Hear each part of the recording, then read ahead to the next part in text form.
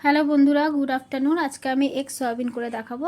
সয়াবিনটাকে প্রথমে পুরো সেদ্ধ করে নিয়েছি নুন দিয়ে জলের মধ্যে। এবার সয়াবিনগুলোকে ভালো করে এইভাবে পুরো নিগড়ে নিতে হবে, নিগড়ে জলটাকে বার করে দিতে হবে। দেখো এইভাবে পুরো নিগড়ে সব সয়াবিনের জলগুলো নিগড়ে বার করে নিয়েছি। এবার এর মধ্যে একটু হলুদ দিচ্ছি, হাফ চামচ মতন সয়াবিনটার মধ্যে। নুন তো সয়াবিনে দেওয়াই আছে, আর অল্প একটু নুন দেবো সামান্য, ঠিক আছে। এবার লঙ্কা গুঁড়ো দিচ্ছি, কাশ্মীরি মির্চ হাফ চামচ। এবারে দেব আমি নুন। নুন অল্প দিচ্ছি, কেন সয়াবিনে তো নুন আছে, তাই জন্য অল্প নুন দিচ্ছি। এবারে দেবো একটা ডিম এখানে ফাটিয়ে দিয়ে দেবো। কর্নফ্লাওয়ার দিচ্ছি অল্প একটু। কর্নফ্লাওয়ার যদি তোমাদের না থাকে তোমরা ময়দাও দিতে পারো বা বেসনও দিতে পারো। আমি কর্নফ্লাওয়ারটা দিলাম। একটা ডিম দিয়ে দিলাম, দিয়ে ভালো করে সয়াবিনটাকে মাখিয়ে নিতে হবে যাতে ভালোভাবে মিশে যায় সব। এবার আমার কড়াটা গরম হয়ে গেছে, এতে একটু সর্ষের তেল দিয়ে দিচ্ছি। একটু অল্প সর্ষের তেল দিয়ে দিলাম। সর্ষের তেলের মধ্যে গোটা গরম মশলা, শুকনো লঙ্কা একটা, দারচিনি, লবঙ্গ আর এলাচ ফোড়ন দিয়ে দিলাম ওর মধ্যে, দেখো তেলটার মধ্যে। এবার আমি একটা বড় পেঁয়াজ কুচিয়ে রেখেছি আর টমেটো কুচিয়ে রেখেছি একটা।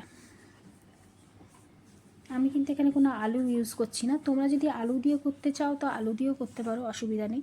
পেঁয়াজটা দেখো আধ ভাজা হয়ে গেছে। আমি এবার মাখানো সয়াবিনটা আমি এর মধ্যে দিয়ে দিলাম পুরোটা তেলের মধ্যে, দিয়ে একটু নাড়াচাড়া করে নিচ্ছি। তোমাদের যদি এই এগ সয়াবিন রেসিপিটা ভালো লাগে তাহলে অবশ্যই লাইক কমেন্ট করো, সাবস্ক্রাইব করতে ভুলো না। বাড়িতে অবশ্যই তোমরা ট্রাই করো, সত্যি অসাধারণ টেস্টি লাগে খেতে। এবার আমি এর মধ্যে টমেটোগুলো দিয়ে দিলাম, দিয়ে একটু নাড়াচাড়া করে নিচ্ছি।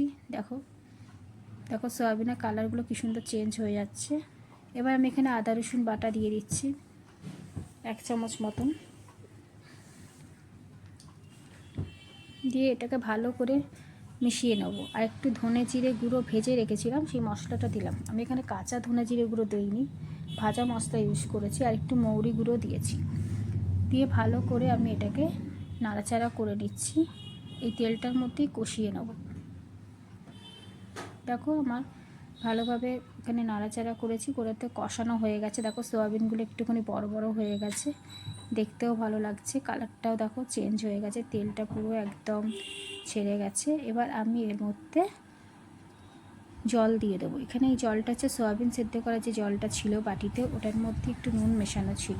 সয়াবিনে যেহেতু নুন দিয়েছিলাম তাই জন্য ওই জলটার মধ্যে আরেকটু জল দিয়ে আমি বাটিটা ধুয়ে ওই জলটাই দিয়ে দিলাম, আর দুটো কাঁচা লঙ্কা দিয়ে দিলাম। আমি কিন্তু এখানে আর জল দিইনি, এটা পুরো মাখামাখাই হবে, তাহলে খেতে টেস্টি লাগবে।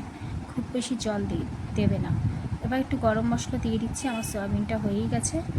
গরম মশলা দিয়ে একটু নাড়াচাড়া করে নিচ্ছি। এবার আমি ধনেপাতা ছড়িয়ে দেবো।